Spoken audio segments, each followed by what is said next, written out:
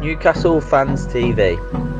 It's your boy Karl, we're back, Newcastle Fans TV. It's Friday, Saturday, Sunday, what? Friday, Saturday, Sunday, what? This video is brought to you by Bull Sports, our fantastic new partner. Please bet responsibly.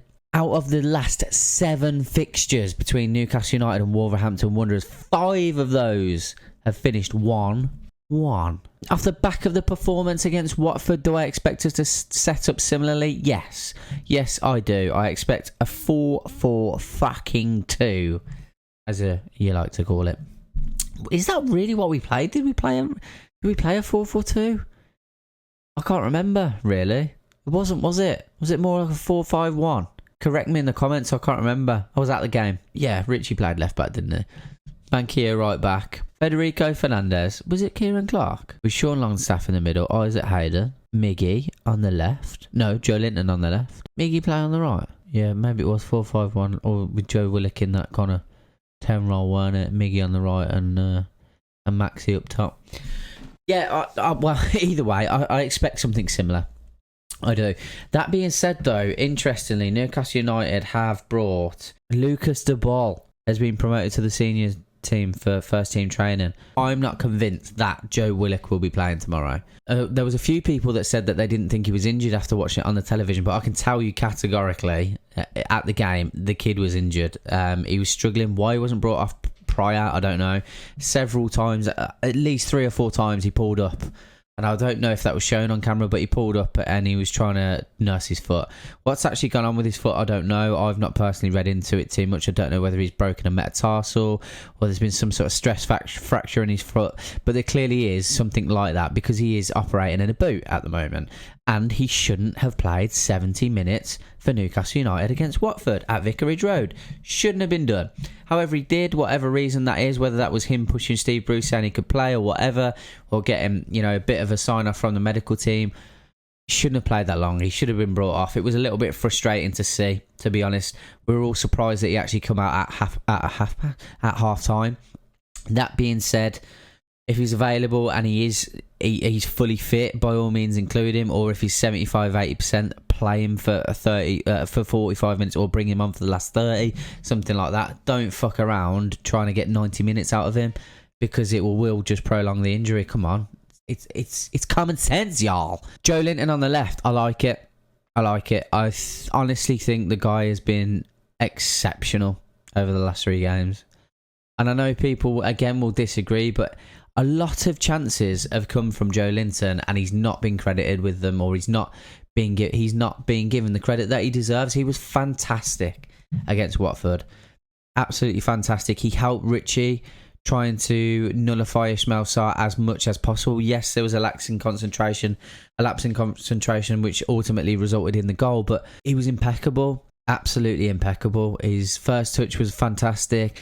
His hold-up play was fantastic. His eye for a pass was fantastic. He rarely put a foot wrong, to be honest.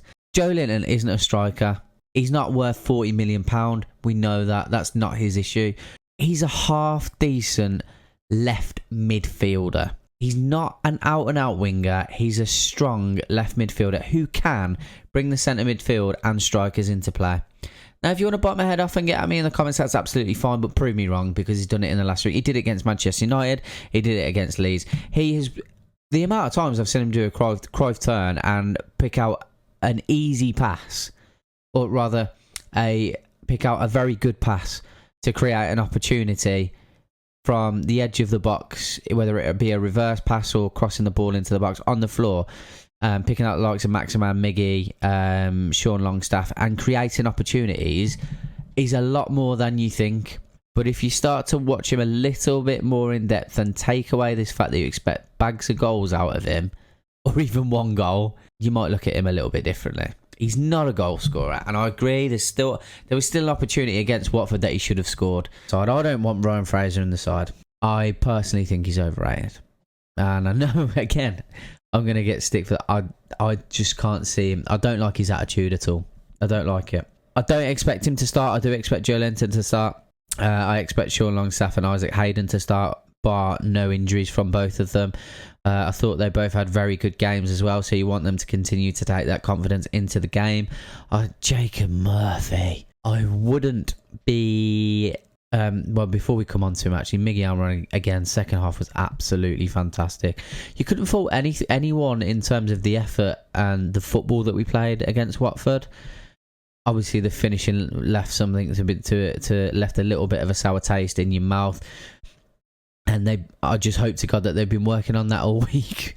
Because had you had, you know, Callum Wilson, Dwight Gale, or even Andy Carroll still, for fuck's sake, we'd have converted at least one or two more of those opportunities, because we should have been out of sight.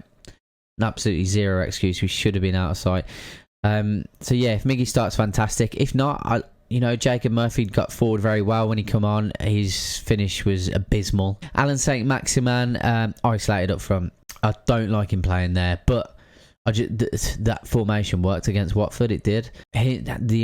How much he is isolated just takes so much away from his game. It's as though Alan Saint-Maximin needs more space to run at than he's got when he's playing in that 9 role.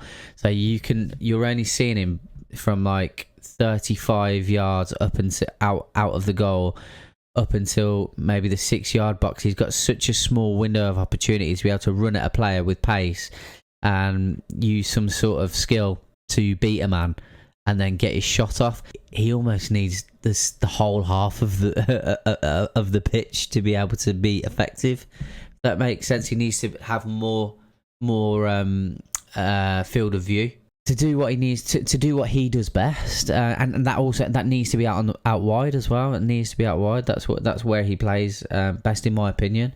I expect it to be a very close game because Wolverhampton Wanderers haven't been at their best by any stretch of the imagination. You know, they obviously have pace in the side as well, the likes of Adama Traore, Raul Jimenez. They've not conceded many goals, which again just reiterates the fact that I think it's probably going to be a 1-1 draw after beating Southampton 1-0 as well. Again, they've not conceded any goals there. So Wolves have scored less goals than us. They've scored 3 goals. Whereas we've scored 7 goals and conceded 14. So, you know, we're definitely conceding. Players to look out for on their side. Well, like I said, Raul Jimenez, Adama Traore, Ruben Neves. Who else have they got? Nelson Semedo, Pacey, Pedence, another good player. Connor Cody, centre-half, got to attack him. He's just had a call up to the England squad, however. Dendoncker, another good player. You know, I don't look at them and think, oh, shit, we can't get a result. I feel like we're very similar teams on paper. But let me know in the comments what you guys think the result will be. I look forward to seeing some of you there. And I look forward to us and the guys putting out some content as well. But yeah, fuck off, Siri. Been your boy Karl. We'll see you tomorrow. Enjoy your evening. Bet with Ball Sports if you're betting.